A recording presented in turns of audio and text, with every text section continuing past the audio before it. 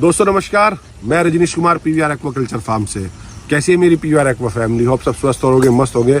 दोस्तों आज इस वीडियो में हम बहुत ही इंपॉर्टेंट बात करने वाले हैं फीडिंग स्ट्रेटेजी को लेके, क्योंकि फीडिंग आजकल मेरा बड़ा फेवरेट टॉपिक है।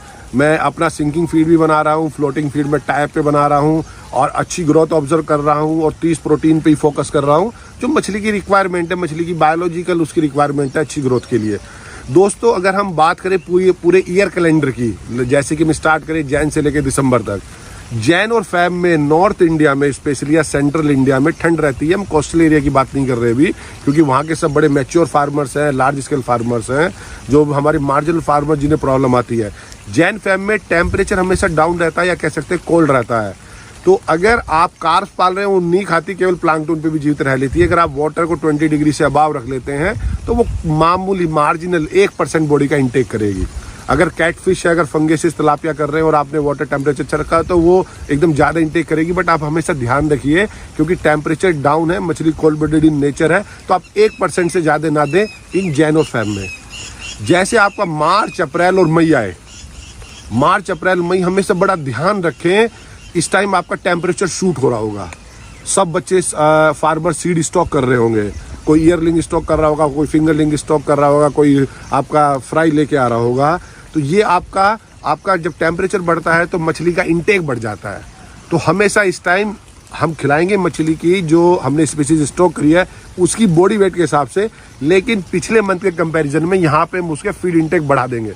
हम उसको ले जाएंगे तकरीबन 2 से 3% पे, क्योंकि इस टाइम राइज टेम्परेचर हो रहा है। क्योंकि आपको टेम्परेचर का बहुत बड़ा रोल है फीड को पचाने में, ऑक्सीजन की अवेलेबिलिटी में, मछली की ग्रोथ में। तो टेम्परेचर प्ले वाइटल रोल। जैसे ही आपका जून जुलाई आएगा तो आपका मानसून, या कहेंगे जून में प्री मानसून, जुलाई में मानसून आ जाता है।